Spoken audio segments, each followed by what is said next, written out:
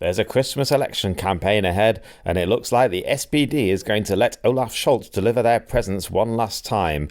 Meanwhile, Robert Habeck is convinced that the path to victory goes via coy nighttime kitchen table videos, plus why Germany's medical system has a language problem, what the CDU is planning for unemployment benefits, and the next way stage on Meghan's road to Germanness.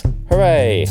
In Berlin's heart, where news is unveiled, Meghan and Conrad with German tales. The German news, it's tough to bear, but with mega cans, they're ready to head there. Conrad, daily news at hand. Meghan feels to spare time to crack those cans. With each sip she takes, the mag is her shield, but will it last the news? 'Cause that was the deal. Hello everyone, it's time for another episode of Megan's Megan. I'm Megan. I'm here in a midnight dark Berlin, even though it's only 10 to 7. But I am with the lovely light of my life, Conrad Werner. Hi Conrad. Hello. How are you? Very well, yes. Endeavouring to create a warm glow in this room. It's such a nice room. Yeah. I wish listeners could see just how many books there are, and also DVDs and CDs. It's amazing. I love it so much in here. It's so nice. Getting into the festive mood. Yeah. Did my first Netflix festive romantic comedy. Knocked that out. So yeah. I even pretty good. I went online just to check when the Christmas markets are opening. Good for you. I've never done that before. I've always just a lot of the main ones are only opening on Monday. Yeah. Whereas however, will we just do the festive tips first, and then people can, because I understand if people are not interested in politics, that's fine. Okay. So the historical Christmas market at the RAW Reefgelände in Friedrichshain on by Warschauer Straße station. That's open apparently. That's been open since last weekend. Oh, okay. That is fun. And what does historical Fire mean? act. It's like, imagine like weird historical reenactments at a Christmas market. That is what you're dealing with. You can have mead. It's quite sweet. Which period of history do they The olden times. Ye old, I think. Yeah. But they have like fire displays and stuff. I think it's kind of cool if your kids are sort of into like sword stuff. I don't know. And like they've got little wooden swords and stuff for sale. And they have like all the usual stuff. That one's open. Do you ever go to the fancy one on Gendarmenmarkt? Of course I do. Where you have to pay to get Who in. do you think you're talking to? Not only that, but I can tell you that it's been because of reconstruction on Gendarmenmarkt for the past couple of years, and I think also this year it's been on neighbouring Bebelplatz. Yeah. It's fine. It's not quite the same for me because you do look at the Humboldt University, I think. Yeah. And the Staatsoper on the other side. Is that on Gendarmenmarkt or... No, Bebelplatz. Yeah, on Bebelplatz, which is lovely. Like, it's really nice. Actually, go if you've never been before. Bebelplatz will amaze you. And then when it goes back to Gendarmenmarkt, they'll be like, fucking hell, this is amazing. Because you're between those two cathedrals that they made. Yeah. And the Staatsoper. And it's something else. Yeah. It's more open somehow. It's a little bit bigger. It's a bit more space, I think, on the Gendarmenmarkt. I think it's a bit bigger than Bebelplatz. Yeah, it really is spread out. Definitely my favourite one, particularly if you go and see like one of the shows is like a kids ballet school, and it's the cutest thing. Oh my god, it's so cute, and it is classy. You do have to pay €2. What annoys me, this is niche Christmas market grievance. If you're someone who collects the cups, they just still say like Winter Magic at Gendarmenplatz, even though it's at Bebelplatz. And I would think it'd be quite cool to change it. So for these like 3 years, you can get like a special Bebelplatz one. Yeah. I don't know who I talked to about this. Well, I have noticed that they still call it the Weihnachtsmarkt am Gendarmenplatz. It's very un-German. In brackets, now at Bebelplatz. Yeah, it's sort of not, like a thing where no, we can't. It's the brand. The brand is Gendarmenmarkt. That's why. We're either in Germany or we're not. We can't just start talking as if brands are more important than maps. Like, just like it's a... No, I refuse. It's confusing, yeah. It's ridiculous. Shall we have some alcohol? Yes, please. All right. we're having... No choice this time. No choice this time, I'm sorry. A Jim Beam Lime Splash. I talked a big game last time about not going to get any bourbon from the red states of America, but Jack Daniels and Jim Beam are one of the few that are still 330 mils and reliably drinkable. So Good. Well, that boycott lasted exactly 2 weeks. yeah. Cheers. I haven't had one of these for a while. I feel like you like this one. Oh, yeah. I like anything with lime. Oh, that's lovely. That is good. Very nice. Not too sweet. No. It feels just like a lime shorla with some whiskey in it, which is fine because usually things taste like that but made by AI. But this actually feels like it might have just fizzy water and whiskey and lime in it. Great. It's a Kentucky crafted cocktail, Yeah. it says.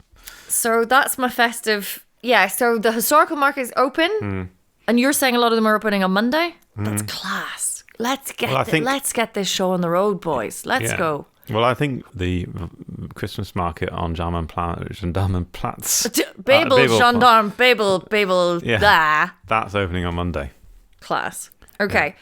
I would suggest, I was just waiting for an M41 that didn't show up at Potsdamer Platz. And I really, if you're in and around Potsdamer Platz for whatever reason, they have a funny little Christmas market there. Where you can get Glühwein, but they do have the big slide thing that they do every year where people come down just in tires on. It looks so awful. They don't even try and make it look like slow. It's just a grey carpet. But watching the random mix of people come down that way faster than they thought it was is really, really funny. And like really joyous in this human... A bit like that bit in Love Actually where they're like, oh, just watch people at the airport greeting their... It's like that because everyone is just...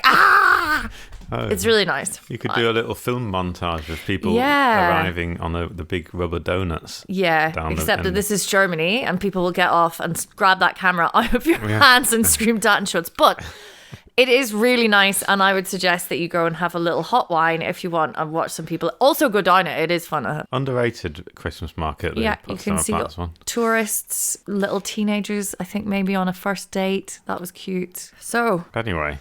Are you excited about the upcoming election? So we're a German politics podcast, right? And it seems and I haven't really been following it, but it seems like literally everyone has just gone,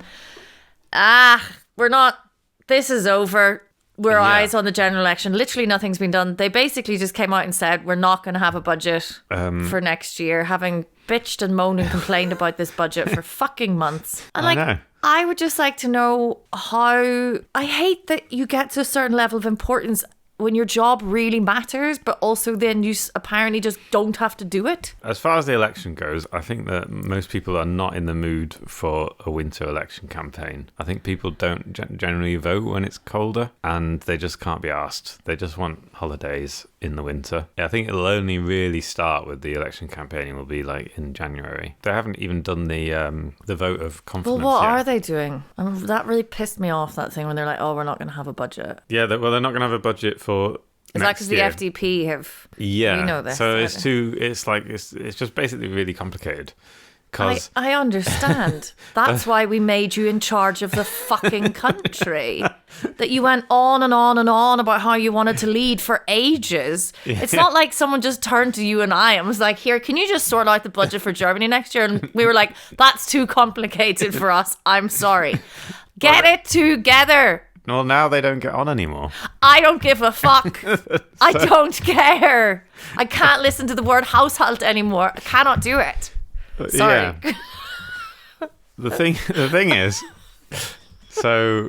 The thing about politics, Megan, just for me to explain the reality of the situation to you again. So it's not in... So to get a budget approved now, it would take the votes from the SPD, the Greens... Yeah. And one other party. Oh, God, well, that's not going to happen, is it? Since the FDP has left the coalition, they don't want to help. Yeah. And so it would be up to the CDU, essentially, to get any budget passed. Yeah. But it it's not suits, in of course, the CDU to not... Yeah, they don't want to just help Scholz get his next budget through because they think they're going to be in charge next year. So they'd rather wait. It's like there's no incentive for them to pass this thing. So which goes for not only that, but all the other laws that Scholz was hoping to pass. There's some like negotiation. We could go through all the different things that Scholz was. Are you interested in that stuff? Yes, I am, because I want to be more livid. Okay. So the thing that they will pass is this thing to protect the Constitutional Court. Remember we talked about that? Because all the parties agree on that. Yes. Because they think that we need to... Even the FD? No, except for them, obviously. Obviously, because that's why we have to do it. Because we want you to make ensure that the Constitutional Court remains to some extent independent, and so that if a party gets more than a third of the seats in the next election, they will have the power to block certain measures, like block the appointment of judges, and it will just get really complicated.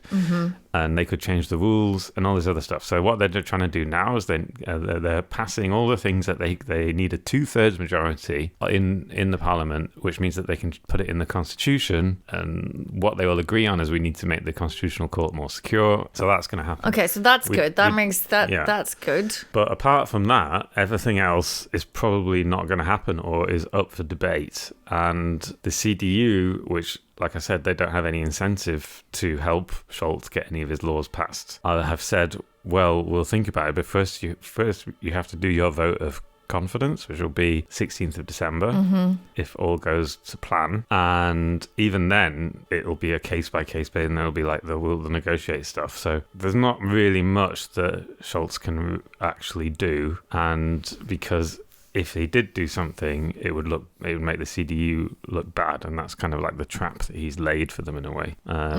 So one of them would be, one thing that they might get through is this thing called kalte Progression law, tax relief. It's basically tax relief, but it tied to inflation. It's called bracket creep. Have you heard of bracket creep? No. That's when you move up into a higher tax bracket because of inflation. Because if your wages are tied to inflation and you get paid more, then you're suddenly in a higher tax bracket, even though your earning power hasn't gone up. So it's effectively a thing. The other parties agree we have to do something about this bracket creep, which in German they call it kalte Progression. And so they sort of might do that because that is something that the FDP, the Free Democrats, also agreed to. Okay. Also came up with as well. Yeah, that's no guarantee. But apart from that, there's one thing that Scholz really wanted to do was pension reform. So, which means that they wanted to keep the state pension level at 48%. So, whatever you earn, you will get 48% of it when you retire from the state. And this SPD wanted to keep it at that level until 2039. And the other parties, the CDU and the FDP, said, no, that's too expensive. We can't just keep paying old people that much money. And we're against that. That's also one of the reasons why the coalition they didn't get on. The same goes for child benefits. The SPD were going to raise Kindergeld by €5 a month to €255, and that is probably not going to happen now. At least not in this parliament. The same goes for €5. Like, I mean, obviously there's a lot of, I understand that it will be multiplied, but like, fuck. Yeah, I mean, €5 is not very much. And they've already stopped some Kindergeld going out because they put a cap on it not so long ago. Deutschland ticket. You remember there's a big hoo-ha over the Deutschland ticket now? It must be quite popular though, cross. Yeah. So at the moment they had already agreed that it's guaranteed to stay until, I believe, next year. So they've agreed that it will continue next year, but with a higher price. It'll be €58 rather than 49 next year. But the CDU and the CSU, especially Markus Söder, fuck you, Söder. You've got a boat, from what I understand of your Instagram. He wants to get rid of it altogether, so he can just boat around. I'm not sure he has a boat. I've just seen him in a boat, and therefore in my head he's got a boat. But like, either way, what's your problem with the Deutschland ticket? Just because everyone drives around in cars? It's paid for partly by the federal government, partly by the states. And the states say that they pay too much, and they say that it's not fair to folks who live in rural areas. because people who live in the cities get more out of it, something like that. Yeah, but we just think, I mean, cool. Then just everyone can have cars, except the fact of like the planet being on fire.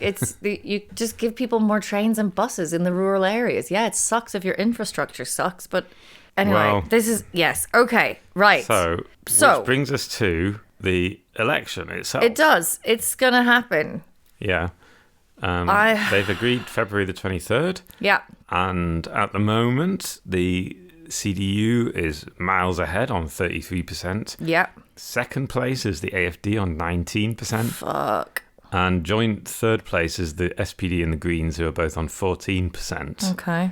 So those are the polls for the parties. But when it comes to the polls for the candidates or potential candidates, it's a very different picture, especially if... no one likes Mertzy boys. Please tell me no one likes Mertzy. Well, Scholz, very poor at the moment. He's on 19% approval. Oof. So that's 19% of people who surveyed in October said they were either...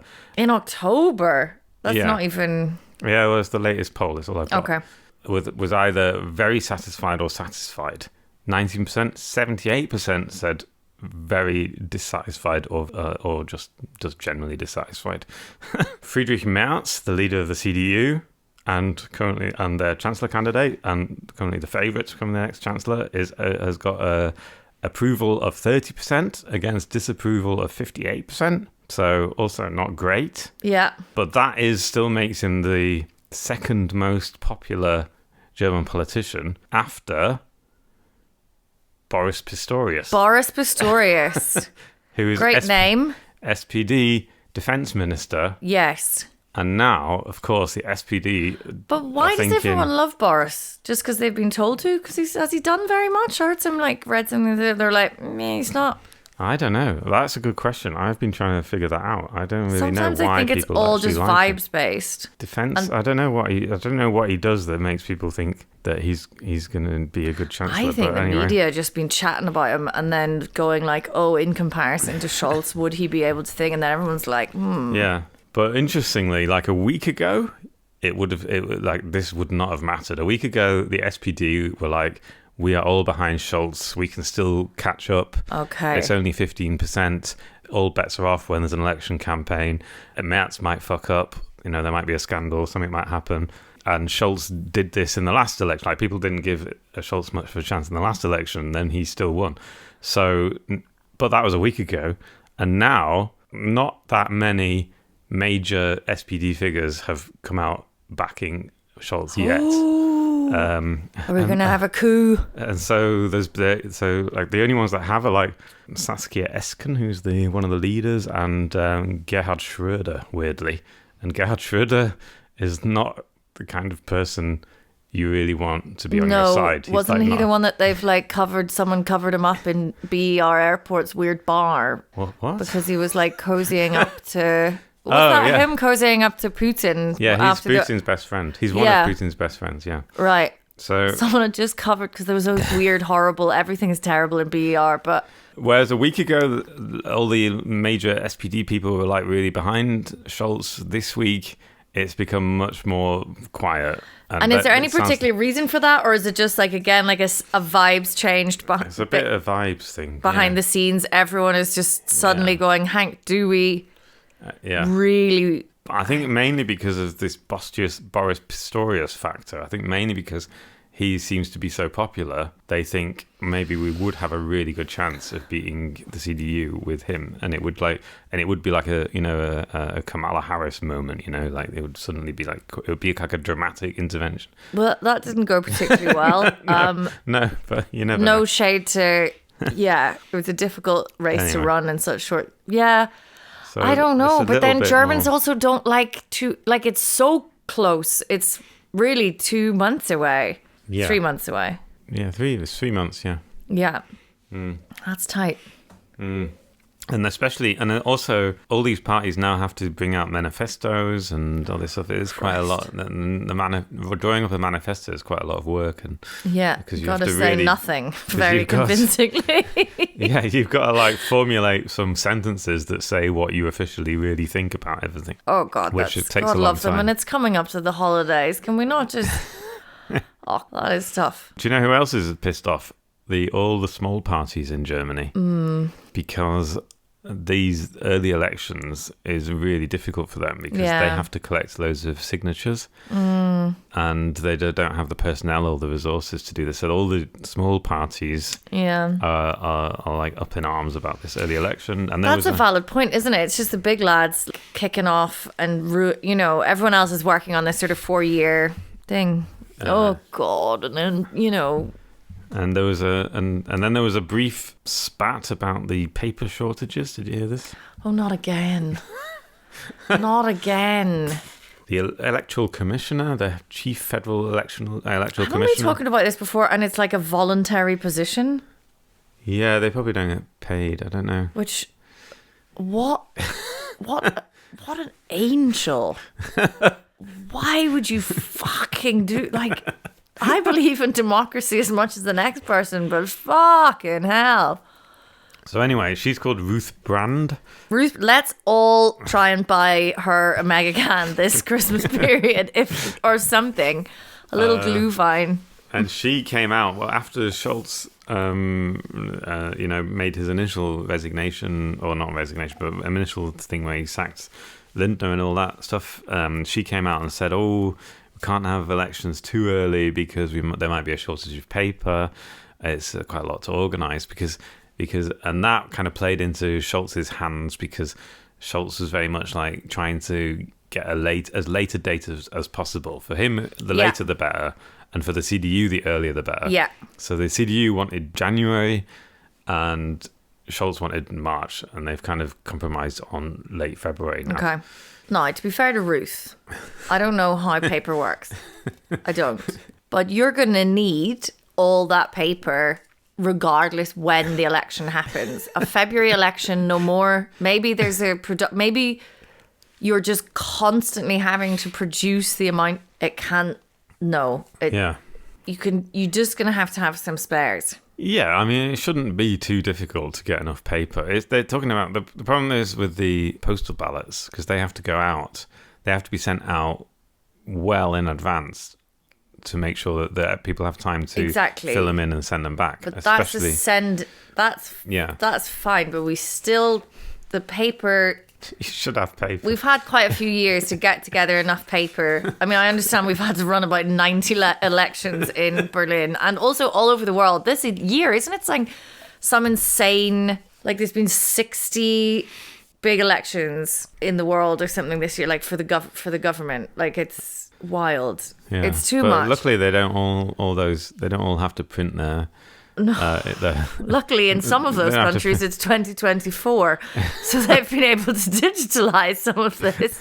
Anyway. Okay, so right, we've got Oscar and I fucking forgot his name. And I was like, Otis. Oscar who? Oscar and Olaf. No, not Oscar Boris. Pistorius. That's the bad one. That's the bad Pistorius. That's the bad Pistorius. I mean, for all we know, both bad and I don't know. Boris. The untested Pistorius. Boris. Yeah.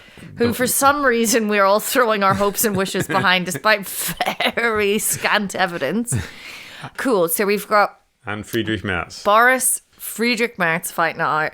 Yeah. And then we have, Christian Lindner can yap about being a candidate till the cows come home. He's done. He's honestly, to hear him being like, well, I have ruled, you can count me out from a coalition with an amples again. I'm like, you are that, like, even if he crawls on his hands and knees, I will not take him back. No one's coming to take, no one's asking you to take them back. Yeah. And they have to get 5%, remember? Yeah. And they're good currently, luck. Yeah. So, but the Greens, are they, what's happening with Robert Habeck? Let's talk about Robert. We need to talk about Robert. So he's been officially voted as the Chancellor candidate for the Greens. Right. At the unlikely, party I would conference. say, that he will be Chancellor. Yeah, it's pretty much ausgeschlossen. He kind of announced his candidacy on Twitter /X by doing a weird kind of silence. Maybe you would like to describe this video that he produced. You sent me a variety of videos. Let me go in just to remind myself of what was happening. So, like, our WhatsApp chat could be sort of archived for the years when they study whatever the fuck is happening in the world right now. Yeah.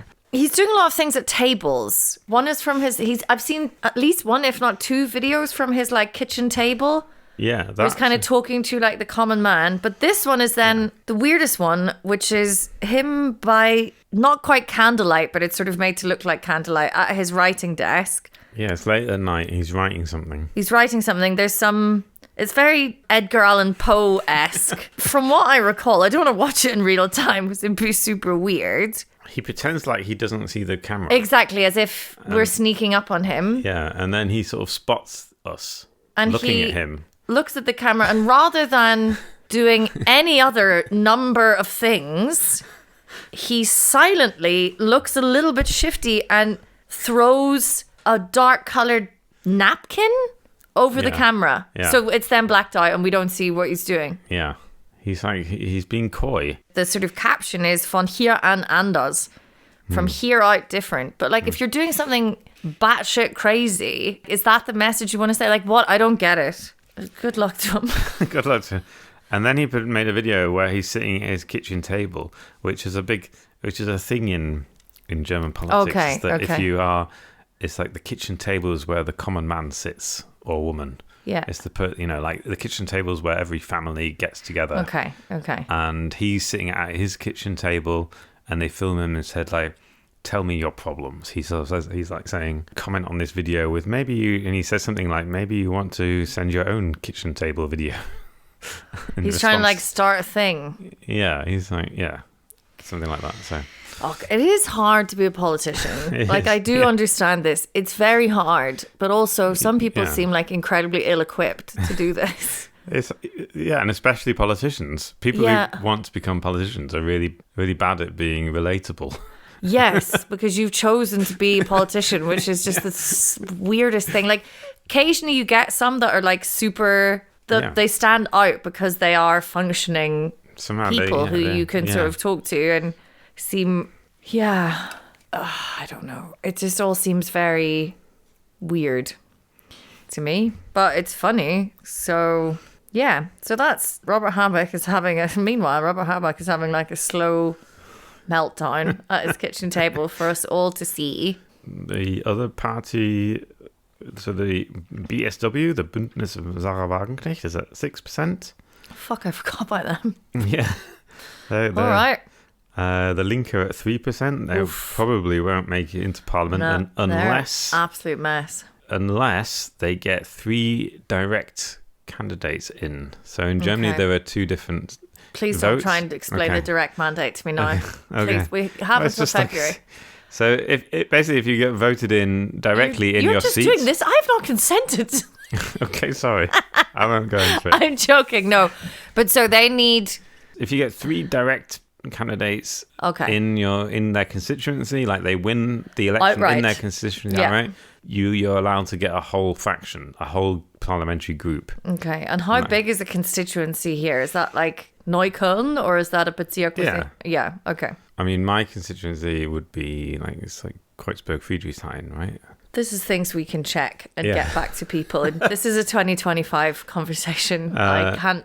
And the Linke have 3 candidates in certain areas that are always Gregor really... Gysi, one of them. Yeah, Treptow, Gregor Gysi, he keeps winning.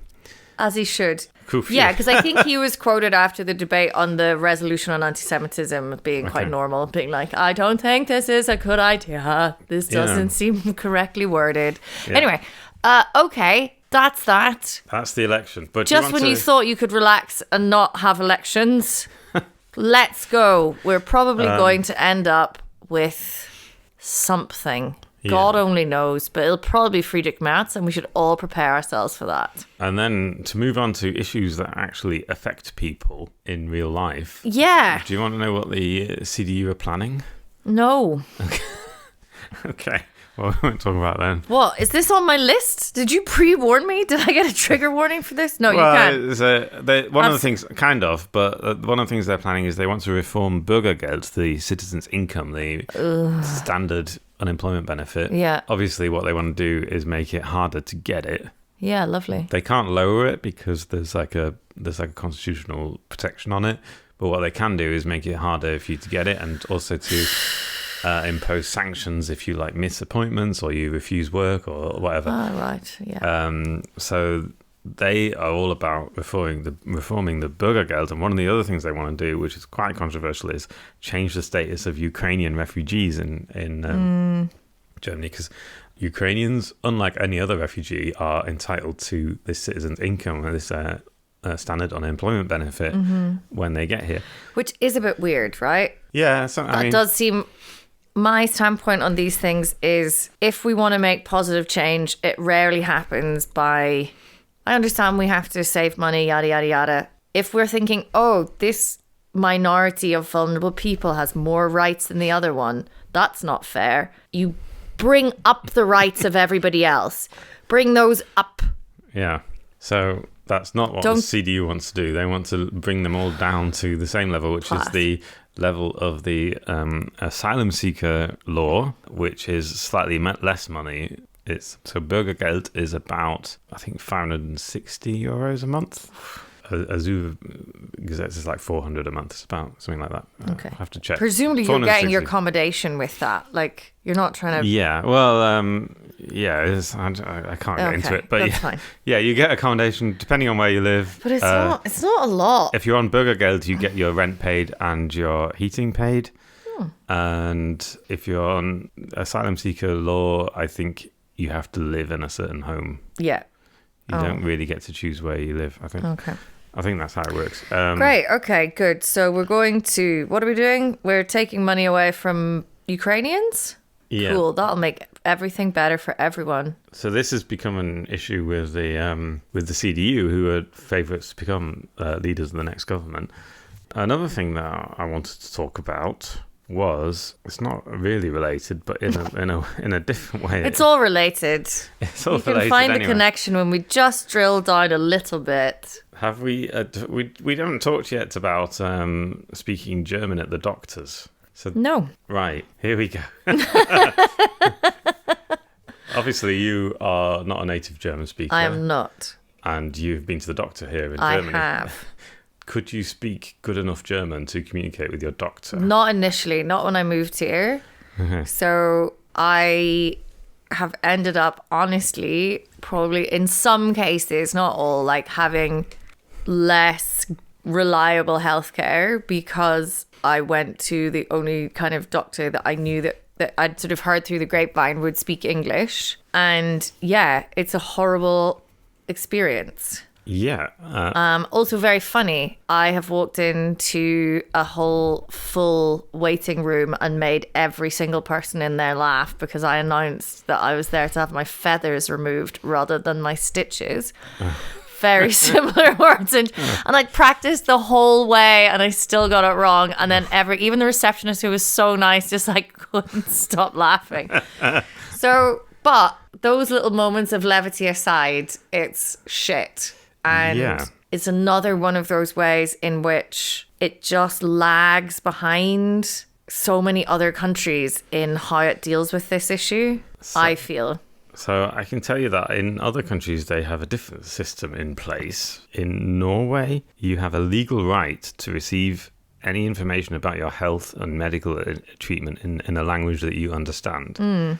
So it's up to the medical system, the doctors, to find someone who speaks your language or a language that you can speak to tell you stuff about your health. In Sweden, there is a centralized system in place that allows doctors to book a conference call with an interpreter. And in Ireland, they have guidelines in place for doctors for how to deal with people who don't speak Irish or English. Germany has no such regulations. No. And that's fucking nuts. What it does has, there are databases that you can find. So there is a database of doctors who speak other languages that you can find, but you'd have to know about that database. You'd have to know German, I swear to you, to be able to access that database. Like the whole process of going through the thing is the proof that you don't actually need the thing that you're trying to find the information for. It's just such a wild system. And like, I also get excellent healthcare here, but there are certain aspects like this which are so off-putting to a lot of people that they're not able to take advantage of the stuff that they're paying into. Yeah. And like, you can say, yeah, learn German, but it's not the same. Most people are paying a lot of money for a healthcare system that they don't get to properly access. And even if you are really, like, I know I do most of my medical stuff in German, but there's still times where I'm like, if I had the option to speak English without it being like a thing, obviously I'm going to take that. It's not fun to have medical procedures. No. And it puts a lot of pressure as well on the doctors and the medical staff. Yeah.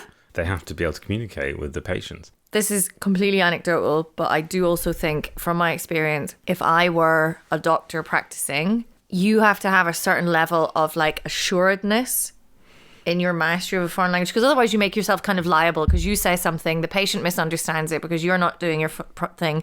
They go away thinking it's something wrong. Doctors already can err on the side of arrogance a little bit. So sometimes the ones who are like, that I can speak English and I can do this. It's also not, it's not functional. It shouldn't be left up to the individual doctors to decide whether they're competent enough in a language.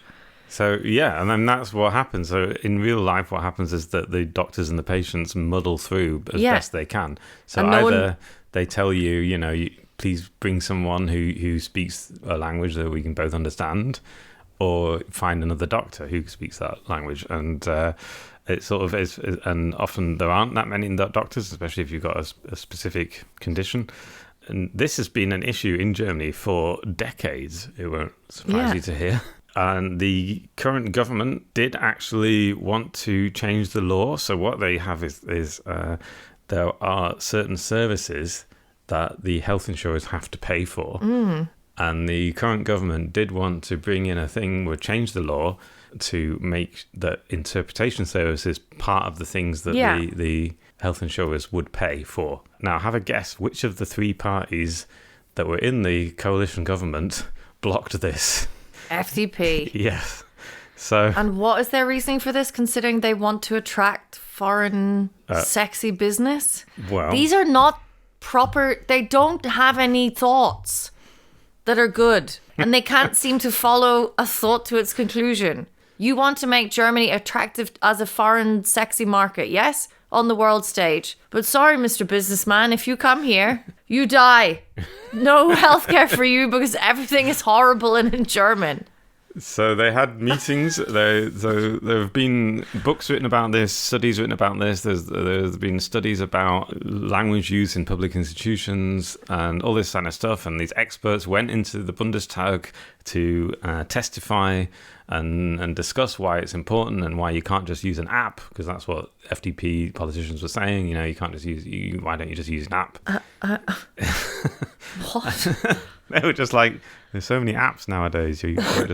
And they effectively, in the end, this is what I heard from my research, that the FDP essentially said, this is a nice to have, but not a need to have. So if it's not a need to have, we're going to cut it because we have to save money. But I just don't think it is. It's part of, and it is connected to everything. It is part of this weird thing we're doing in Germany where we really want to be taken seriously as a world power. We're like trying to do all of these things to be like, oh, but we've got all this startup stuff and we've got this and whatever. But we're not willing to do the work to transform ourselves into the kind of country that would be. And you're just going to like lose all these people. The economy is going to take a downturn, which it already is. And people are going to be like, well, it's unpleasant to live here. And if it's not like monetarily making sense, I'm not going to stay here with, I don't know, it's weird.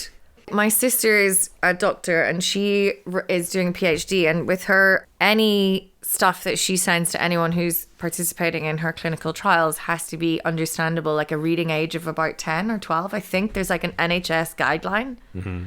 Like anyone who's ever tried to understand anything from an official body here, even if you have really good German, even if you probably are German, in many cases that's going to be incomprehensible. And it's still this like power play, I think, between gatekeepers of like, it's weird. Mm-hmm. Like, what do you mean it's a nice to have that people can understand what their fucking doctor is saying to them? what? Yeah, I agree. You've said all the things that I was going to add already. Sorry. No, that was better than what I was that I would have said it. I'm quite drunk now. I have not had enough to eat. And I've had a day. If no one can tell, I've had a day. I've already finished mine. Oh, you always slake yours down. They're so good. I really like this one. This is delicious, this one. Hard recommend. Yeah, exactly. We live in a multilingual society, and that's just the reality. And obviously, people, if you live here, it helps to learn German, but in many cases, I think it's good fun if you enjoy languages and you want to, I love it. I think it's cool, but I also, I had a lot of privileges that got me to this stage of being able to just fucking learn it. So I don't think it's necessary. I don't think it makes me a morally better person.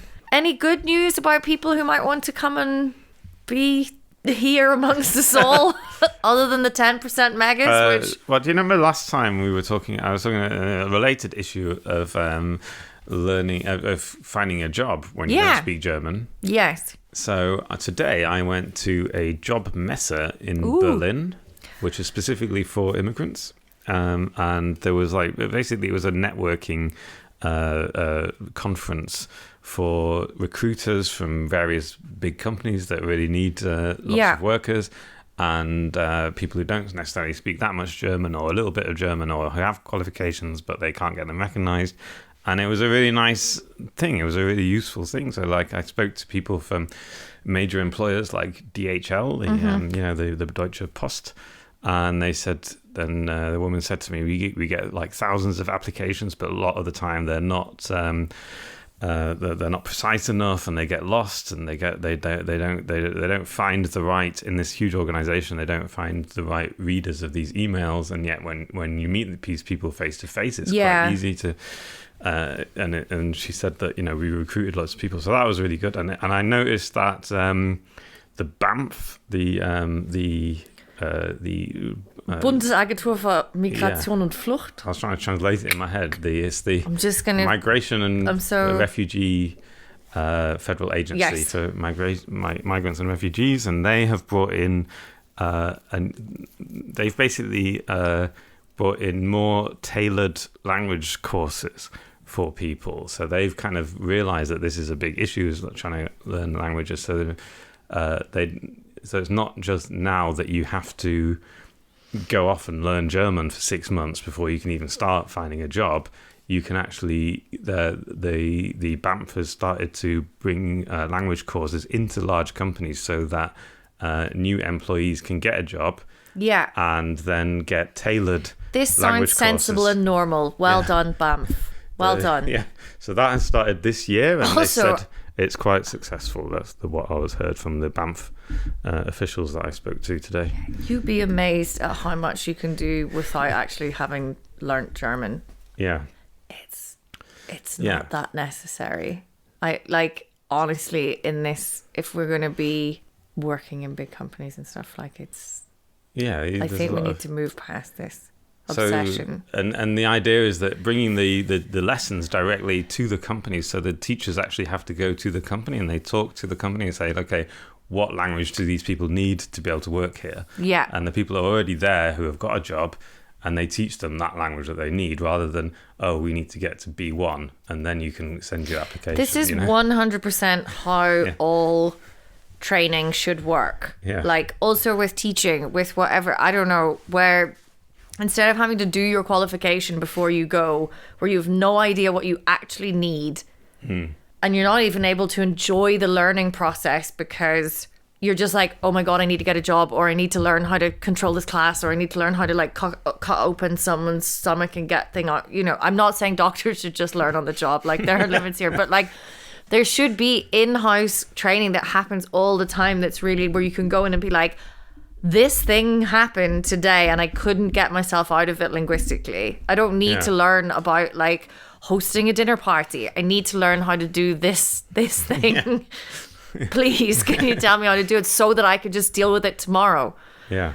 And that's cool. So the point is that there is the early stages it's on the ground is probably still quite messy, but there is an awareness that this is a problem and that big companies and many companies need workers, and this is one of the obstacles to it is the language barrier, and there is an awareness that needs to be addressed, and it is being addressed by the government. I find this, and I'm sure I don't have maybe the full picture or whatever, and I'm also saying this in like, I know that if you manage to get a job maybe within a big company and you're not in some weird little what are they called? Like when a big company gets a little company to do stuff, it's dirty work. I can't remember. I am outsourcing. Drunk. Exactly, outsourcing. But like the labor laws in Germany are pretty good. Like if you want to come and work and get a job, like I think you could be in a lot worse places, provided you're properly within a German company and you're not under some other country's labor laws while you're here, which also happens, I think. What was my point?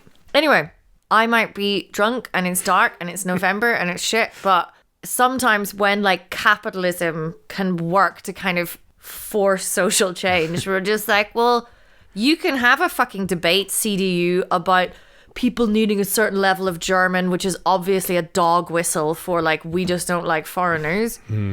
But we need workers, and we all know that like Germany runs on industry, so this could actually be something that could be good, because everyone would be like, yeah. And then also you get people into these very German, like DHL, your big German companies. A lot of this comes from like lack of exposure, I think, in Germany, because it's you become, or like this is sort of what's said, like English speakers are very used to hearing a variety of Englishes and Englishes that are not perfect, and you can be like an active listener, which a lot of us kind of are, where you will fill in the gaps and you will kind of work with someone to be understood, which is probably what's happening at this Messe rather than if you send an email. And like it's nice when that happens in a workplace and Germans are like, oh, doesn't actually matter that nobody knows der die das, because no one can fucking learn that. Like you either learn that as a baby or you don't. Like it's fucking impossible. Yeah, it's, but people can still be understood, and like it's a thing, and like we can all be together in nice multicultural Germany and maybe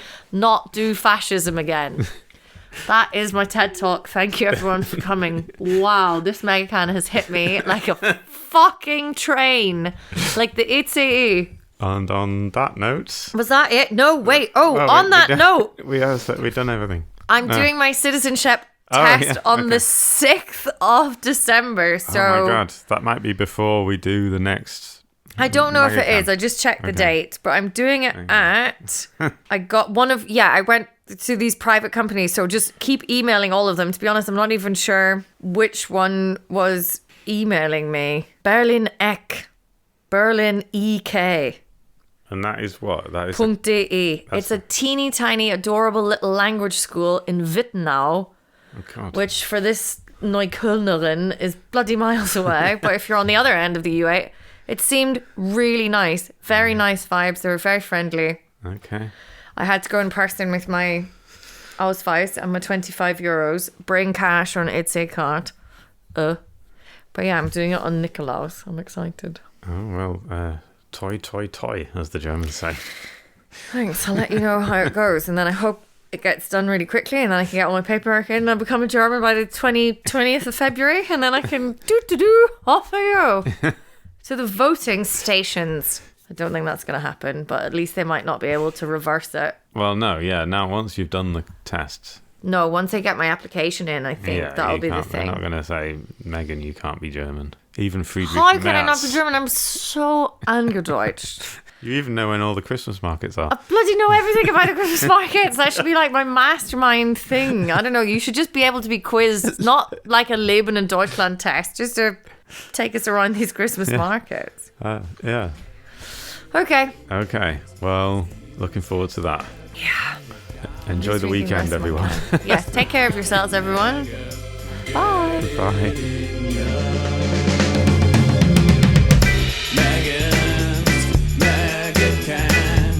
German news in English with a cocktail can.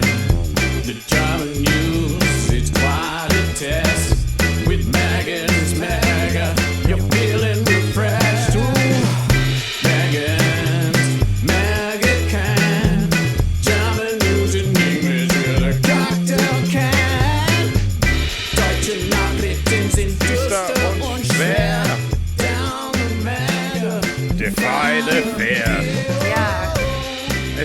it's quite a positive message to give to people. So. I like to think that we have quite a positive impact on our listeners. I hope so. Because we try and get them to defy the fear of listening to the news all day.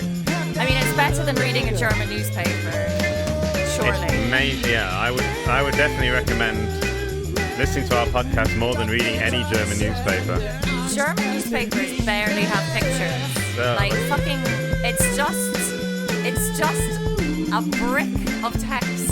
Oh yeah, and they seem to make a virtue of it. They think it's like so great to have no text. Not like you Americans pictures. with your fucking colour pictures.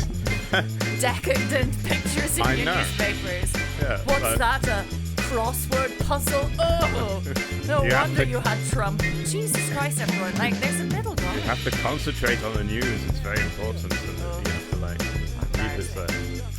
Just have a mega. Have a mega. Give us a picture every now and then. Just a wee picture, maybe of, yeah, a diagram.